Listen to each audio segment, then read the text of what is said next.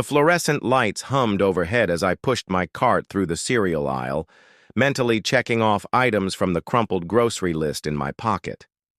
Saturday mornings at the supermarket had become a ritual, one of many small routines that filled the spaces where chaos used to live. I reached for a box of cornflakes, the same brand I'd been buying for 10 years now, when I heard it. "Excuse me." The voice stopped me mid-reach. I knew it instantly, despite the decade that had passed since I'd last heard it whisper goodnight, or shout in frustration across our old kitchen. My hand froze on the cereal box as I turned, and there she was. Sarah. She looked different. Her hair was shorter now, a stylish bob that framed her face in a way that made her look both older and somehow more herself. She wore a navy sweater I didn't recognize and jeans that fit her the way clothes do when you're truly comfortable in your own skin. But her eyes were the same, that particular shade of green that had always reminded me of sea glass. "David," she said, and my name sounded strange in her mouth after all this time. Long time. The understatement of the decade hung between us like a bridge neither of us was sure we wanted to cross. My cart suddenly felt like a barrier, loaded with the evidence of my solitary life. Single-serving meals, 1 carton of milk, a small bag of apples that would probably go bad before I finished them. Sarah. I managed her name, tasting the familiar syllables. "Yeah. Long time." We stood there for a moment that stretched like taffy, 2 people who had once shared everything now struggling with the basic mechanics of conversation. She shifted, her weight from one foot to the other, a gesture so familiar it was like watching a movie I'd seen 100 times but had forgotten I knew by heart. "How are you?" she asked, and I could hear her trying to make it sound casual, like we were old acquaintances who'd lost touch rather than 2 people who had once promised to love each other forever and had failed so spectacularly at it that lawyers had to get involved. "Good," I said automatically. "Really good. You?" "Good," she echoed. And we both knew we were lying, not about being unhappy necessarily, but about the simplicity of it all. Good was such an inadequate word for the complexity of rebuilding a life after it had been completely dismantled. I noticed she wasn't wearing a wedding ring, and I hated myself for looking, hated the small flutter of, what? Relief? Curiosity? I'd stopped wearing mine 5 years ago. Not because I'd met someone else, but because it had started to feel like carrying around a photograph of a house that had burned down. "You look," I started, then stopped. What was I supposed to say? "You look good? You look happy? You look like the woman I used to know, but different in ways I can't name?" "Different?" she supplied with a half-smile that didn't quite reach her eyes. "Good," I said. "You look good," she nodded, tucking a strand of hair behind her ear, another gesture from our shared past. "You too. I like the beard." I touched my face self-consciously. I'd grown it 3 years ago, partly to look different in the mirror, partly because there was no one around to complain about it being scratchy. "Thanks." The silence stretched again, filled with the ambient sounds of the supermarket. Carts rolling, children whining, the beep of checkout scanners in the distance. Normal sounds of normal people living normal lives, while we stood frozen in our little bubble of complicated history.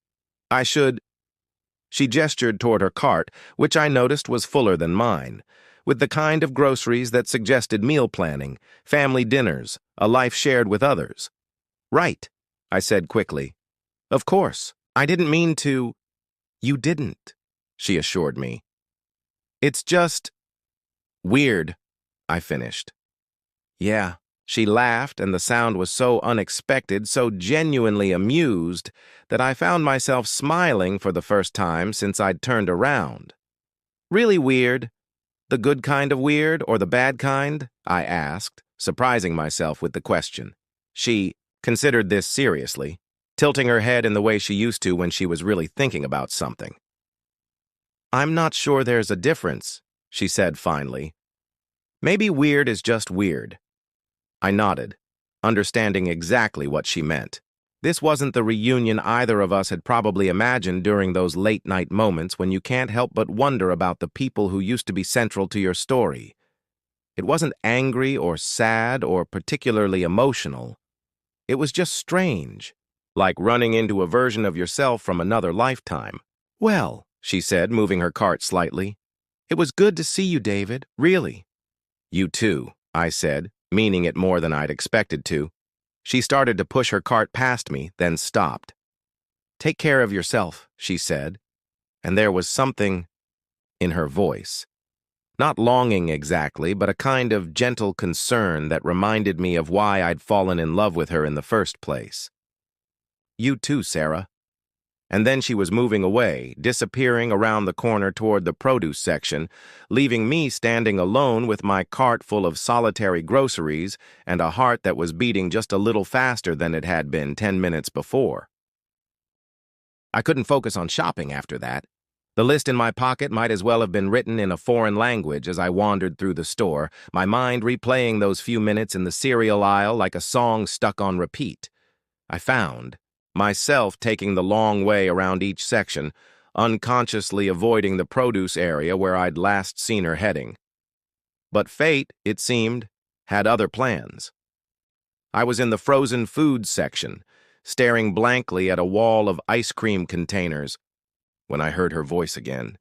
The mint chocolate chip is good, she said from behind me.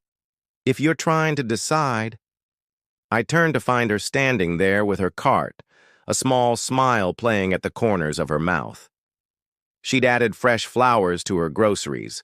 Sunflowers. I noticed. She'd always loved sunflowers. I wasn't really shopping for ice cream, I admitted. I was kind of hiding. Her smile widened into something more genuine. From me? From this, I gestured between us. The weirdness. Ah, she nodded sagely. How's that working out for you? Terribly, I said, and we both laughed. Want to grab a coffee? The words were out of my mouth before I could stop them. I mean, if you have time, if you want to. There's that little cafe in the front of the store. She hesitated, and I could see her weighing the decision. The smart thing would be to say no, to keep this encounter light and brief, to preserve the careful peace we'd built in our separate lives. But something in her expression shifted. Okay, she said. Coffee sounds good. 20 minutes later, we were sitting across from each other at a small table near the window. 2 paper cups of mediocre coffee between us like a DMZ. The cafe was busy enough that our conversation would be lost in the general hum of activity, but quiet enough that we didn't have to shout. So, Sarah said, wrapping her hands around her cup. 10 years. 10 years, I repeated. Feels like both forever and yesterday. I know exactly what you mean. She took a sip of her coffee and made a face. God, this is terrible.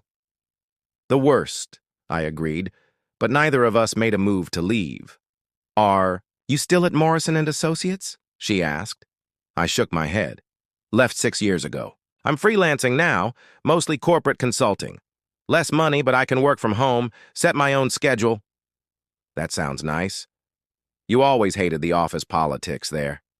It was strange how easily she slipped back into knowing me, remembering details about my work life that even some of my current friends didn't know. What about you? Still teaching? Actually, no.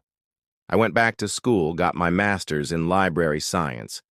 I'm the head librarian at Lincoln Elementary now. That's perfect for you, I said, and meant it. Sarah had always been the kind of person who loved organizing information, creating systems, helping people find what they needed. I bet you're great at it. A faint blush colored her cheeks. I like it. The kids are funny and the teachers appreciate. Having someone who actually knows how to research things beyond Google. We settled into easier conversation then, trading updates about work, mutual friends we'd lost touch with. The strange experience of navigating middle age. It was surprisingly comfortable, like slipping into an old sweater that still fit despite the years. "I heard about your dad," she said eventually, her voice softening. "I'm sorry. I wanted to send a card, but that would have been weird," I finished. "I know. Thank you, though. He would have appreciated that you thought of him. He was a good man. He always made me feel welcome, even after—" She trailed off. "Even after I screwed everything up?" She looked at me sharply. "You didn't screw everything up alone, David. We both made mistakes. This was dangerous territory, but somehow it felt safe to explore it with a decade of distance between us and the worst of it." "I was so angry back then," I said. "About everything. The job, the money problems, feeling like I was failing at being an adult." "And I was scared," she admitted. "Scared we were turning into my parents, always fighting about money and never talking about what we actually needed from each other. We were kids," I said, 26 and thinking we had it all figured out. "Babies," she agreed, "with a mortgage and no idea how to be married to each other." "Do you ever wonder—" I started, then stopped. Wonder what? If we'd met now. If we were the people we are today, meeting for the first time. If it would be different. She was quiet. For a long moment, staring into her coffee cup like it might contain answers. "I think about that sometimes," she said finally. "But then I think about how we became these people partly because of what we went through together. The good parts and the bad parts." "Philosophical," I observed. "Therapy," she said with a rueful smile. "Lots and lots of therapy." "Ah, that explains the wisdom. What about you? Ever talk to anyone about us?" "For a while. Dr. Martinez helped me understand that I was trying to be someone I thought I was supposed to be instead of figuring out who I actually was." "And who are you?" "Actually?" The question hung between us, weighted with 10 years of separate growth, of becoming people our younger selves couldn't have imagined. "I'm still figuring that out," I said honestly. "But I'm better at being alone than I used to be. I don't need to be busy every second anymore. I can sit with quiet." "That's huge for you," she said, and I remembered how she used to tease me about my inability to just be still, to exist without a project or a plan or something to fix. "What about you? Who did you turn out to be?" She considered this, tilting her head in that familiar way. "Someone who asks for what she needs," she said finally. "Someone who doesn't apologize for taking up space." "Also huge," I said, remembering how she used to shrink herself, make herself smaller to avoid conflict. We sat in comfortable silence for a moment. Two people who had known each other's worst habits and deepest fears, now meeting as the people we'd become in the aftermath. "This is nice," Sarah said eventually. "Yeah," I agreed. "It really is." Our conversation drifted naturally as the afternoon wore on. We talked about books. She recommended a mystery series I'd never heard of, and I told her about a history podcast she might like. We discussed travel, our families, the strange experience of watching our friends navigate their own midlife recalibrations. It was the kind of meandering conversation you have with someone you're comfortable with, where silence isn't awkward and tangents are welcome. But eventually the coffee grew cold and the cafe began to fill with the dinner crowd. Reality was creeping back in around the edges of our bubble. "I should probably get going," Sarah said, glancing at her phone. "I'm making dinner for my mom, tonight. She's been having a rough time since her hip replacement." "How is she doing?" I asked. I'd always liked Sarah's mother, despite her pointed questions about when we were going to give her grandchildren. "Stubborn as ever. She insists she doesn't need help, but she can barely get around her apartment." Sarah's expression softened, with affection and exasperation. "Some things never change." "Give her my best," I said, then felt awkward about it. Did people give regards to their ex-mother-in-law? Was there etiquette for this situation? If Sarah found it strange, she didn't. "Show it." "I will. She always liked you, you know." Even after? Especially after. She said anyone who could make me that angry must have mattered a lot. I laughed, surprised by the insight. Your mother was always smarter than both of us combined. Truth. Sarah gathered her purse and stood up. This was unexpected, but good. I stood too, and we faced each other across the small table, two people who had once shared everything now trying to figure out how to say goodbye. Again. Can I ask you something? I said. Sure. Are you happy? I mean, really happy, not just good happy. She considered the question seriously, the way she always had when I asked her something that mattered. Most days, yeah, I am. My life isn't what I thought it would be when I was 26, but it's mine, you know? I chose it, piece by piece. She paused. What about you? Getting there, I said honestly. Some days are better than others, but I'm not angry anymore. That's something. That's everything, she said softly. We walked back through the store together, an odd little procession with our separate carts and our complicated history. At the checkout lines, we hesitated. Different lanes? I suggested. Probably for the best, she agreed, but neither of us moved. Sarah, I started, then stopped. What was I supposed to say? Thank you for not hating me. Thank you for becoming someone amazing. Thank you for showing me that we could survive the worst thing that ever happened to us and come out the other side as decent people. I know, she said, as if she could read my thoughts. Me too. She moved toward the express lane with her flowers and her dinner ingredients and her life that I was no longer part of. I headed for the regular checkout with my solitary groceries and my own complicated piece. But as I was loading my items onto the conveyor belt, I heard my name again. I looked up to see her standing at the end of the express lane. Groceries, bagged and ready to go. David, she called out, loud enough that several people turned to look. Take care of yourself. Really take care. You too, I called back. Be happy, Sarah. She smiled then, a real smile that lit up her whole face and gave me a small wave. Then she was gone, walking out into the afternoon sunlight with her sunflowers and her carefully constructed life. I finished checking out in a daze, my mind processing the last few hours like a computer trying to run too many programs at once. The teenage cashier asked if I'd found everything I needed, and I almost laughed at the question. Had I found everything I needed? I'd found something I hadn't even known I was looking for. Proof that love could transform into something else, something that wasn't romantic or painful but was still, somehow, meaningful. Walking to my car, I found myself thinking about the roads not taken, the different versions of our lives that existed in parallel universes where we'd made different choices, fought different battles, learned to love each other instead of learning to let go. But for the first time in 10 years, those alternate realities didn't fill me with regret or longing. They just seemed like interesting stories, the kind you might read in a book about other people's lives. At home, putting away groceries, I realized I was humming, something I rarely did anymore. The melody was familiar, though it took me a moment to place it. It was a song Sarah used to sing while cooking, back when we were young and thought we had forever figured out.